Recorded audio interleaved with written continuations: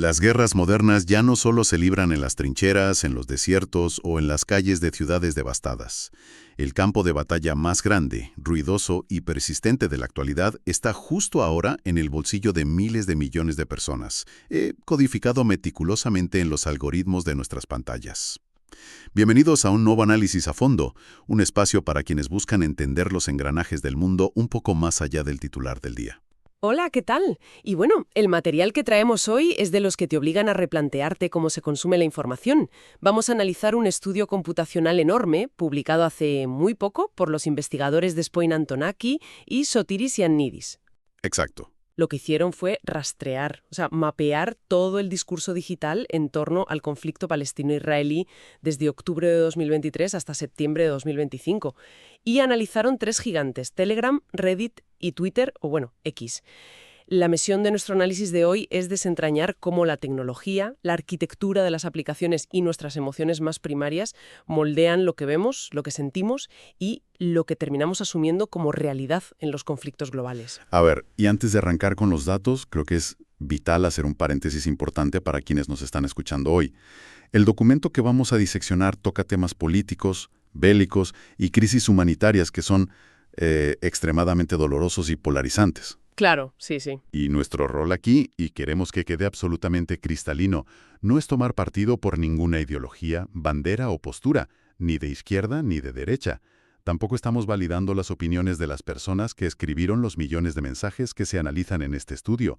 El único compromiso de este espacio es diseccionar los hallazgos científicos de los investigadores y entender los mecanismos tecnológicos subyacentes, con total imparcialidad. Totalmente de acuerdo. Es una base fundamental para poder entender la ciencia de datos detrás de todo esto sin perdernos en el ruido. Entrando ya en materia, el estudio parte de un marco teórico fascinante, el concepto del ecosistema de conflicto digital. Históricamente, solíamos pensar que los medios de comunicación o las redes sociales eran, pues, como un espejo. Ya sabes, ocurre algo terrible en el mundo físico y las redes simplemente reflejan esa imagen. Como quien narra un partido de fútbol desde la grada, digamos. Exacto, eso es. Pero los investigadores argumentan que esto ya no funciona así en absoluto. La información que fluye no es un reflejo pasivo, el ecosistema digital modela las percepciones, inyecta polarización y, de forma muy alarmante, retroalimenta el conflicto real y crea nuevos públicos que antes simplemente no existían. Claro, dejan de ser espectadores pasivos para convertirse en actores del propio ecosistema. Y fíjate que al repasar el estudio me llamó muchísimo la atención cómo mapean el comportamiento de la gente a lo largo del tiempo. Porque uno pensaría que ante un conflicto tan largo, la gente pues se aburre, se desconecta, pero el estudio divide estos 2 años de datos en 4 fases que son literalmente una montaña rusa. Sí, los datos muestran un patrón clarísimo. La primera fase es lo que llaman shock y movilización, que va de octubre a diciembre de 2023. Aquí la explosión es absoluta. En canales concretos veían picos de más de 2.400 mensajes nuevos diarios. Madre mía, 2.400. Una barbaridad.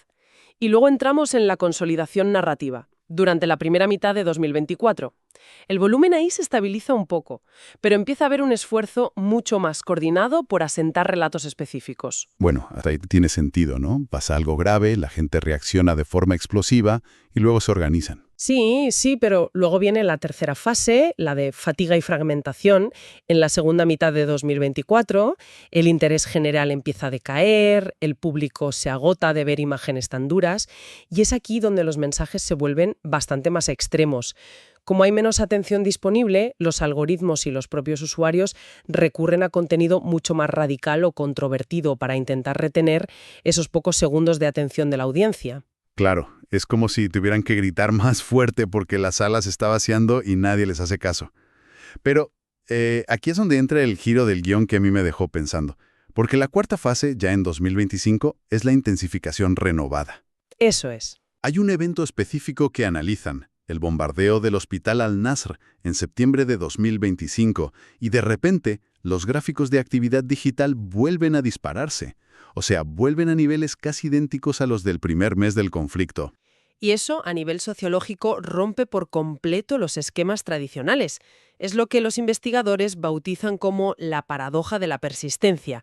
La teoría clásica de la comunicación dice que la atención humana tiene fecha de caducidad, Por muy terrible que sea una noticia, el cerebro se habitúa, ¿sabes? Nos insensibilizamos, nos cansamos y pasamos al siguiente drama. Pero aquí tienen datos masivos que demuestran que la intensidad de este discurso no decayó realmente después de 24 meses, sino que simplemente mutó y esperó. A ver, aquí tengo que frenarte y plantear una duda razonable. Porque suena muy bonito eso de la atención humana sostenida y tal, pero todos sabemos cómo funciona Internet hoy en día. Está lleno de granjas de bots, operaciones psicológicas militares, campañas de desinformación masiva, cuentas falsas. ¿Hasta qué punto esa persistencia es realmente humana? Ya, entiendo por dónde vas. Es que, ¿no será que estamos viendo un espejismo creado artificialmente? Porque mantener a la gente indignada y tecleando durante 2 años seguidos requiere un nivel de energía vital brutal. Pues mira, es la primera pregunta que cualquier científico de datos se haría al ver esos gráficos tan perfectos. Y los investigadores no ignoraron ese riesgo para nada. De hecho, antes de analizar ni una sola palabra, aplicaron un sistema de detección de spam y bots extremadamente agresivo. Limpiaron los conjuntos de datos, eliminando todo lo que fueran enlaces de invitación a otros grupos, textos promocionales, criptomonedas y, sobre todo, patrones de publicación automatizados. Ya, pero ¿y cuánto ruido había realmente ahí dentro? Muchísimo, muchísimo. Para que te hagas una idea de la magnitud de la guerra de la información, en este caso, en algunos de los canales de Telegram analizados, el contenido automatizado o irrelevante suponía más del 70% del total de los mensajes. Ostras. O sea, el 70% de lo que parece un debate ardiente son máquinas hablando solas o estafas. Es una barbaridad. La verdad, es asombroso. Pero aquí viene lo importante para responder a tu duda sobre la persistencia. Incluso después de amputar ese 70% de ruido artificial y dejar solo los datos humanos verificados, la curva de atención genuina se mantenía. La participación real seguía mostrando esos mismos picos de persistencia en 2025. Vale, eso lo cambia todo. Claro. Los investigadores concluyen que no es un truco del algoritmo inflando números con bots, sino un fenómeno humano de adaptación narrativa. Cuando las comunidades se saturan de un tipo de contenido o sienten que una plataforma los está silenciando de alguna manera, no apagan el teléfono y se van a dormir. Simplemente migran a otra red social y cambian la forma en que cuentan la historia. Es atención real adaptándose para sobrevivir. Vale, compro el argumento. Me sirve la limpieza metodológica. Si aceptamos que no son bots y que la atención es de personas reales, la curiosidad me lleva a preguntarme dónde ocurren exactamente estas conversaciones. Porque, a ver, no es lo mismo discutir en la mesa del comedor de tu casa que a gritos en medio de la calle. Y el estudio no analiza Internet así en abstracto, sino que pone el foco en 3 estadios muy concretos, ¿no? Así es. 3 arenas diametralmente opuestas. Y para poner en perspectiva el volumen del que hablamos, el estudio procesó más de 187.000 mensajes provenientes de 19 canales clave de Telegram. A eso le sumaron más de 2 millones de comentarios extraídos de Reddit y un corpus seleccionado de miles de tweets. El objetivo de recopilar datos de sitios tan distintos era probar cómo las affordances de cada plataforma alteran el mensaje final. Frena un segundo ahí porque me parece interesante. Expliquemos bien qué significa esto de las affordances, porque no todo el mundo tiene por qué estar familiarizado con este término técnico, y creo que es clave para lo que viene. Claro, sin problema. En diseño tecnológico y psicología, una affordance es la característica de un objeto que te indica cómo usarlo. Por ejemplo, el asa de una taza te invita a agarrarla de una forma concreta. Un botón rojo gigante te invita a pulsarlo. Aplicado a las redes sociales, las affordances son la arquitectura del sitio. Si te deja escribir párrafos largos o cortos, si permite el anonimato total, si tiene un algoritmo que premia la polémica rápida o si requiere moderadores. El diseño condiciona el comportamiento. Y los investigadores desglosaron cómo funciona cada una de estas 3 redes en el ecosistema del conflicto. Pues empecemos por Telegram, porque el papel que le otorgan en el estudio es muy particular. Sí. Telegram tiene 2 características cruciales para esto. Permite canales masivos de difusión y está parcialmente encriptado, lo que históricamente ha significado muy poca moderación de contenido. Según el estudio, estas affordances lo convierten en el medio impulsado por la inmediatez pura. Actúa como un testigo ocular crudo. Allí se suben vídeos y fotografías desde la primera línea, sin filtros, documentando el terreno casi a modo de archivo visual de supervivencia, a veces con un nivel de crudeza inaudito. Vale. O sea que Telegram es la fuente primaria sin procesar, la trinchera. ¿Y Twitter? Bueno, X. X tiene unas affordancias totalmente distintas. Su diseño está basado en el límite de caracteres, el retweet impulsivo, los hashtags y un algoritmo que promueve claramente la fricción. Su función biológica en este ecosistema es ser la máquina de amplificación. No genera tanto contenido original crudo como Telegram, pero coge ese material, le añade una carga emocional potentísima y gracias a la viralidad lo lanza a una audiencia global en cuestión de minutos. Claro, es el altavoz. Y luego está Reddit, que me parece un poco el bicho raro de esta trinidad. El estudio lo describe basándose en su sistema de foros y comunidades. Exacto. Reddit funciona con hilos, los famosos threads. Sus affordancias penalizan el contenido repetitivo o sin contexto y, en cambio, premian los párrafos largos y las discusiones anidadas, mediante los votos positivos y negativos de la propia comunidad. Los investigadores lo categorizan como un espacio para un debate mucho más reflexivo, donde la información de las otras redes aterriza para ser desgranada. A ver, juntando estas tres piezas, me viene a la mente una analogía que creo que lo explica perfecto. Es como si Telegram fueran las grabaciones de las cámaras de seguridad. O sea, imágenes puras, sin editar, caos total. Twitter sería el tráiler dramático de la película, con un montaje rápido, música tensa, diseñado para que sientas un pico de adrenalina y pánico en 15 segundos y lo compartas. Y Reddit sería como el cineforum posterior, donde la gente se sienta en círculo con un café a debatir los matices de la película. Es una metáfora excelente, de verdad. Ilustra muy bien el flujo de la información según el estudio. Nace en la cámara de seguridad, estalla en el tráiler y se analiza en el foro. Pero, y aquí vuelvo a ponerme crítico, el estudio define a Reddit como un espacio reflexivo. ¿De verdad lo es? O sea, cualquiera que haya pasado tiempo en Reddit sabe que muchas veces se convierte en una cámara de eco brutal. Te metes en un hilo y es solo un grupo de personas con la misma ideología dándose palmaditas en la espalda y expulsando a quien piense distinto con votos negativos. Tienen párrafos más largos, sí, y quizá usen vocabulario más sofisticado que en Twitter, pero ¿es realmente un debate abierto o solo una burbuja intelectualizada? Es un apunte muy agudo, la verdad. Y el fenómeno de las cámaras de eco y las burbujas de filtro, las filter bubbles, está súper documentado en sociología. Sin embargo, los investigadores defienden su categorización de Reddit basándose, de nuevo, en la mecánica de la plataforma. Señalan que la arquitectura de hilos exige lo que ellos denominan redundancia discursiva. Redundancia discursiva. Tradúceme eso un poco. Significa que la fricción para participar es más alta. En Twitter ves un titular indignante y le das a retuitear en un segundo sin siquiera abrir el enlace. Es reacción pura, visceral. En Reddit, si quieres que tu opinión sea visible en un hilo largo y no te hundan a negativos, la propia mecánica te obliga a citar textos anteriores, a poner enlaces cruzados a noticias de X o enlazar vídeos de Telegram. Tienes que contextualizar la pieza dentro de tu argumento. Ya, entiendo. Te obliga a justificar el enlace. Eso es, esa fricción. El mero hecho de tener que articular una explicación de por qué enlazas algo para mantener el debate vivo hace que el entorno sea menos impulsivo. Puede que al final todos estén de acuerdo en su nicho ideológico, como tú dices, pero el nivel de análisis y articulación de la información es más profundo. Exige pensar antes de publicar.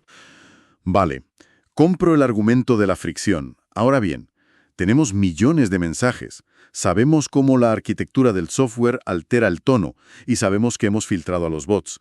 Pero seamos prácticos. ¿Cómo demonios logran dos investigadores analizar 2 millones de comentarios sin volverse locos y sin perder los detalles humanos de las historias? Porque leer eso a mano, o sea, tomaría décadas. Imposible, sí, y aquí es donde entra la artillería pesada metodológica. Para poder destilar semejante océano de texto, utilizaron inteligencia artificial, comparando dos modelos lingüísticos distintos para el modelado de temas. Vamos a meternos un poco en las entrañas de la IA, pero explícalo para que nos entendamos bien. Claro. El primer modelo que utilizaron es uno más antiguo y tradicional que se llama LDA, por sus siglas en inglés de asignación latente de Dirichlet. Básicamente, el LDA es como un contable estadístico. Lee todos los textos y cuenta qué palabras suelen aparecer cerca de otras. Si ve las palabras soldado, ataque y frontera juntas muchas veces, mete todo eso en una caja grande y la etiqueta como operaciones militares. El LDA les devolvió burbujas temáticas enormes y genéricas, cosas como crisis humanitaria, protestas internacionales, conflicto armado. Para seguir con las analogías visuales, eso es como mirar el mundo desde un satélite. Ves continentes, océanos, tal vez las grandes cordilleras, pero no puedes ver ni una sola calle. Te da el tema global, pero pierdes toda la textura. Exacto. Era completamente insuficiente para entender cómo mutan las narrativas de la gente real. Por eso aplicaron un modelo mucho más moderno, basado en redes neuronales, el BERTopic. A diferencia del LDA, que solo cuenta proximidad de palabras, BERTopic utiliza lo que se llaman embeddings o incrustaciones semánticas. ¿Entiende el contexto? Ah, claro. Sí, comprende que si alguien dice menudo banco, puede referirse a una institución financiera o a un lugar para sentarse en el parque dependiendo del resto de la frase. Al entender el contexto profundo, el BERTopic logró extraer y catalogar más de 1000 microconglomerados o clusters dentro de esos 2 millones de mensajes. 1000 subtemas. O sea, pasaron de la vista de satélite a hacer un mapa con visión de rayos X de cada barrio, literalmente. Y los ejemplos que extraen del documento gracias a este algoritmo me parecieron una locura, fíjate. Son el núcleo del estudio. Piensa en el macroclúster de la ciudad de Jenin. El modelo más básico habría etiquetado cualquier mención a Jenin simplemente como violencia, pero el BERTopic detectó que dentro del tema 3, que era Jenin, la conversación se ramificaba en una red de subtemas hiperconectados. ¡Qué fuerte! Logró separar en un clúster específico las quejas sobre el gas lacrimógeno, que era el tema 16, en otro distinto los movimientos nocturnos de tanques, el tema 315, identificó debates aislados sobre las milicias de colonos, tema 40, y separó todo eso de las conversaciones logísticas sobre la distribución de ayuda, tema 212. El algoritmo prácticamente cartografió la infraestructura física del conflicto leyendo mensajes anónimos. Ya ves. Hay otro ejemplo que a mí me voló la cabeza repasando el estudio. Y es cómo el modelo procesó el discurso alrededor del movimiento BDS, el de boicot, desinversión y sanciones. Yo me imaginaba que la IA metería todo el activismo político en el mismo saco, pero no. El BERTopic fue capaz de diseccionar las tácticas. Sí, es asombroso. Por un lado, agrupó el activismo de base, las campañas de ciudadanos normales llamando a boicotear marcas de consumo en los supermercados en el tema 508, y por otro lado, separó completamente de ahí las discusiones supertécnicas y legales que estaban ocurriendo en tribunales supremos o instituciones financieras en el tema 957. Incluso identificó un nodo concreto, el tema 4, que vinculaba únicamente a instituciones de educación superior, como la Universidad de Columbia, con la retórica de resistencia estudiantil. Es que es una precisión quirúrgica. Permite ver la estrategia descentralizada de los movimientos sociales en tiempo real sin mezclarlos. Ya, pero fíjate, te escucho detallar esto y me surge un conflicto interno importante. Por un lado, la tecnología es fascinante, pura ciencia de datos de vanguardia, pero por otro me genera una especie de escalofrío. Me refiero a que estamos hablando de guerras, de detenciones, de ataques aéreos, de familias desplazadas, y este sistema lo reduce todo a simples nodos, a circulitos de colores en un gráfico de dispersión, al tema 1 o al tema 315. ¿No te parece que esta aplicación metodológica de la IA es el sumum de la deshumanización? O sea, ¿reducir la tragedia humana a matemáticas puras? Capturar el alma humana o simplemente la aplasta. Sin embargo, los investigadores argumentan que el resultado final de usar BERTopic consigue exactamente lo opuesto a deshumanizar.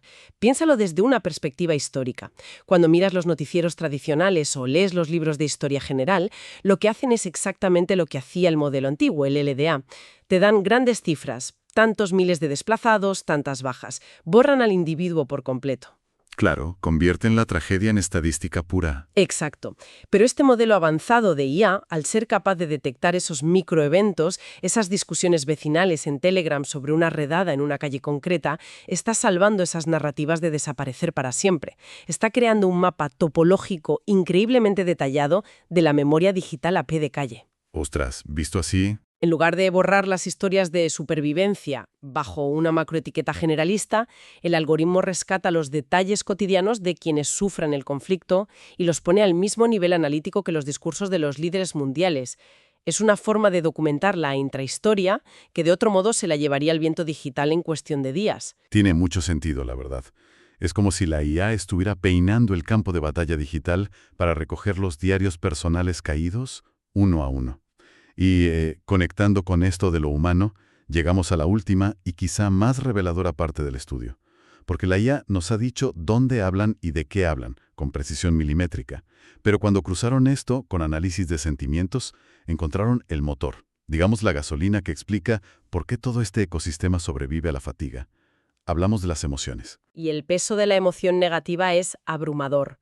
Al pasar todo el texto por analizadores de sentimiento, descubrieron que el 78,4% del contenido analizado a lo largo de esos 24 meses tenía un tono fuertemente negativo. Uf. Estamos hablando de un estado digital de ira, miedo, duelo y ansiedad sostenido casi ininterrumpidamente durante 2 años por millones de usuarios. Y esto me recuerda directamente a un concepto clave que citan de la investigadora Zizi Papakarisi. Ella habla de la formación de los públicos afectivos. Lo que plantea es súper interesante porque dice que en la era digital la gente ya no se organiza políticamente alrededor de un manifiesto o de las siglas de un partido político formal, como ocurría en el siglo XX. Claro. Ahora las comunidades se agrupan en torno a la indignación, al dolor y a la empatía compartida en la red. La intensidad emocional cruda se convierte en el aglutinante político. Totalmente. Es el paradigma actual de la movilización. El estudio lo rastrea perfectamente al analizar las redes de influencia pro-palestinas, descubriendo cómo el encuadre humanitario del sufrimiento supera cualquier debate político formal. Mapearon nodos concretos en Telegram, canales como Kutznen o Palonline 9, que funcionan como enormes embudos, recogen el trauma documentado en terreno y lo esparcen como una cascada emocional hacia las otras redes. Pero fíjate el hallazgo que resulta absolutamente abrumador. El dato más contundente de todo el cruce de datos es cómo reacciona el público a una palabra en particular. Lo llaman el efecto de las víctimas infantiles. Vamos a pararnos a explicar esto despacio, porque creo que es el núcleo duro de la investigación. Los investigadores aislaron y midieron el impacto de los mensajes que mencionaban a menores o víctimas infantiles, comparándolos con el resto del corpus. Y descubrieron que la presencia del concepto niño o infancia actúa como un detonador sin parangón en el compromiso emocional y la movilización explícita. ¿Y qué dicen los números? Los números son asombrosos. En Telegram, si un mensaje menciona a niños, tiene 3 veces y media más probabilidades de generar expresiones de solidaridad directa y de ser amplificado que un mensaje sobre ataques a infraestructuras. 3 veces y media más. Y en Reddit, esa probabilidad de recibir apoyo se multiplica por más de 2. No hay argumento geopolítico que supere el impacto de mencionar a un menor en estas redes. Y aquí es donde necesito que quienes nos escuchan hoy hagan un ejercicio de introspección y piensen en cómo ven sus propios teléfonos cada mañana. Si el estudio demuestra matemáticamente que las menciones al trauma infantil son el mayor detonador de solidaridad y engagement del ecosistema, uno se pregunta, ¿no estamos viendo una dinámica perversa? Me pregunto si el encuadre humanitario extremo, el mostrar sistemáticamente la imagen más desgarradora posible de un niño sufriendo, se ha convertido en la única estrategia viable para sobrevivir a la saturación informativa. Es una pregunta difícil, sí. ¿Acaso nuestros propios feeds de redes sociales están calibrados y optimizados para mostrarnos el máximo nivel de dolor humano simplemente porque es lo único que nos hace frenar el pulgar, comentar y compartir? O sea, ¿el algoritmo nos premia por consumir dolor? A ver, es una lectura sombría y sin duda el diseño algorítmico explota nuestras vulnerabilidades psicológicas para retener nuestra atención, eso es innegable. Pero los investigadores aportan un matiz que, bueno, da un poco de esperanza y luz a este fenómeno. Sugieren que si bien el algoritmo puede ser oportunista, la respuesta subyacente de la audiencia no es un defecto de fábrica del software, sino un mecanismo legítimo y profundamente humano. ¿A qué te refieres exactamente con legítimo? Pues a que en un mundo donde el público está completamente fragmentado en cámaras de eco ideológicas y donde la geopolítica es tan densa que aliena a mucha gente normal, el sufrimiento infantil trasciende todo eso. Funciona como un puente afectivo universal. Claro. No necesitas entender décadas de tratados de paz fallidos o jurisprudencia internacional para sentir empatía al ver sufrir a un niño. El dolor primario, documentado en la crudeza de Telegram, se convierte en el lenguaje universal que permite movilizar a masas en Twitter y abrir debates en Reddit. Sí, la tecnología lo amplifica y lo acelera, pero el motor original es la empatía humana frente a la injusticia innegable. O sea, el algoritmo no inventa el dolor ni la compasión, pero se convierte en el director de orquesta que decide qué dolor suena por los altavoces de todo el planeta. Madre mía, menudo viaje nos ha dado este análisis.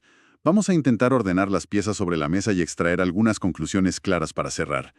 Si tuviéramos que empaquetar lo que hemos aprendido de este estudio de Antonakakis e Ioannidis en 3 grandes ideas, creo que la primera sería la evidencia de la paradoja de la persistencia. Totalmente. Se ha acabado el mito de que en Internet todo dura 2 días. Hemos visto que, frente a conflictos de gran magnitud, se genera un ecosistema que muta, que se limpia de bots y que logra mantener nuestra atención reactivada durante años. Y el segundo aprendizaje fundamental, sin duda, es cómo influye la arquitectura del software. Nos ha quedado clarísimo que no consumimos la guerra de la misma manera en cada aplicación. Entender las affordances nos ayuda a saber por qué Telegram nos abruma con inmediatez y crudeza, por qué Twitter incendia nuestra indignación impulsiva y cómo Reddit, a través de la redundancia discursiva, fuerza una digestión algo más articulada de los mismos eventos. Eso es. Y el tercer punto clave es esa revelación metodológica. Gracias a sistemas de IA que entienden el contexto profundo, como Vertopic, hemos comprobado empíricamente que lo que une a los públicos afectivos digitales no son los discursos políticos vacíos, son las microhistorias tangibles, un vecindario en Jenin, una universidad protestando y, sobre todo, el impacto devastador en la infancia. El trauma y la empatía son el verdadero pegamento de los movimientos sociales online modernos. Así es, y yo estoy segura de que herramientas analíticas como estas van a ser indispensables de ahora en adelante para cualquier analista, periodista o ciudadano que intente navegar por la niebla informativa de una crisis global. Totalmente. Y ya para despedirnos, me gustaría plantear a quienes nos están escuchando una última reflexión, tirando un poco del hilo de todo lo que hemos debatido hoy.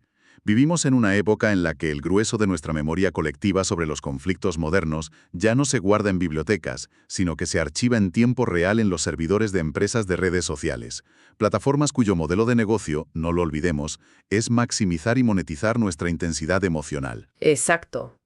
Así que cabe preguntarse, dentro de unas décadas, cuando los historiadores del futuro miren hacia atrás y excaven en estos billones de mensajes, ¿serán capaces de distinguir los hechos reales y las vidas perdidas de la gigantesca caja de resonancia algorítmica de nuestra indignación colectiva? Esa es la gran pregunta.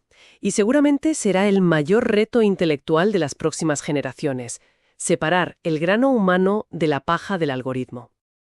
Ha sido un análisis denso, pero absolutamente necesario para entender los tiempos que corren.